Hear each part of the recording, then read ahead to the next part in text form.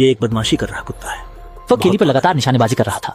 केली ने पहली बार किसी समान विरोधी पर अपनी असली ताकत दिखाई और सेकंडों में यूटर्न लेते हुए अपनी गाड़ी के पास पहुंच गया।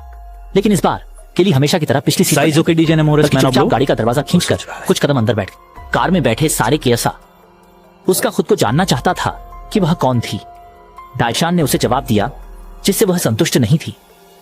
यह जानने पर कि उसकी मां ने उसे बचाने के लिए मानवों पर हमला किया था और मर गई थी, दाइशान ने अपने पिता की बिगड़ती हालत को सहन नहीं कर सका। उसने चुपके से गोली को अपने पिता के शरीर में इंजेक्ट कर दिया। लेकिन जब दाइशान ने फिर से वो परिचित पियानो की धुन सुनी तो उसने उत्साह से अपने पिता को देखा। पिता की दुकान की आवाजें और शानदार चीजें उसे फिर से मिली। ऐसा लगता है कि दवा असरदार थी, लेकिन अच्छी स्थिति ज्यादा समय तक नहीं रही। दादा की तबीयत फिर से बिगड़ गई और उस दवा के प्रति उनका शरीर प्रतिरोधक हो गया। उनकी स्थिति और भी गंभीर हो गई और मानसिक रूप से भ्रमित दादा पड़ोसी की कार में जा बैठे और कार को टक्कर मार रहा। ये देखते ही पड़ोसी गुस्से में दादा पर आरोप लगाने लगा, जबकि उसका इशारा भड़का उठा। कैसा को बहुत गुस्सा।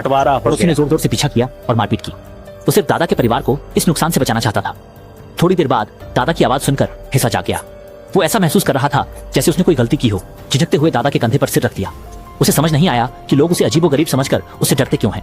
इस घटना ने हैसा को मजबूर कर दिया कि वह शरण स्थल में प्रवेश कर जाए।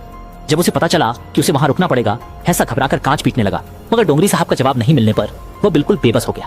क्योंकि वह कपड़े पहने था, उसे अपने ही वर्ग की अस्वीकृति का सामना करना पड़ा और उसकी खाने की आदतों की वजह से उसे रखवालों की ताने भी सहने पड़े।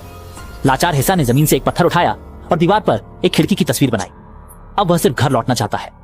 दूसरी ओर उसने दादा को खोजकर मालिक को दवा के अच्छे प्रभाव के बारे में बताया, लेकिन प्रयोग को फिर से शुरू करने की अनुमति तुरंत मिल गई।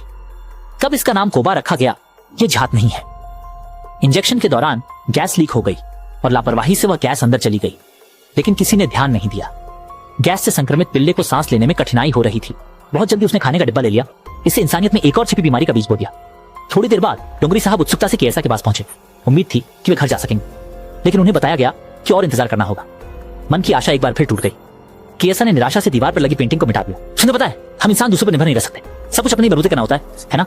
समुद्री आपदा उपकरणों के साथ लोहे का दरवाजा खोल दिया, बाहर निकल आया। लल्ली किंग को हराकर उसने अपनी ताकत का इस्तेमाल किया।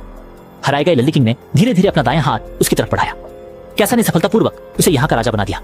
इसी समय दाशान के पिता ने और दवाओं का उपयोग करने से इनकार कर दिया और नींद में ही गुजर गए। अपने पिता को खो देने के बाद दाशान और नुकसान नहीं उठाना चाहता था, इसलिए उसने सुपर पावर का उपयोग कर रास्ता बनाकर लल्ली किंग को साथ ले जाने का निर्णय लिया। लेकिन जब उसने खुशी खुशी कैसा की ओर हाथ बढ़ाया तो कैसा ने दाशान के हाथ में ब्रेसलेट और लकड़ी की टोकरी में तांबे के सिक्के देखे, लेकिन वह फिर भी लोहे का दरवाजा बंद नहीं कर सकी और फिर पीछे पलटकर चला गया। उसकी आंखों से आंसू चमक रहे थे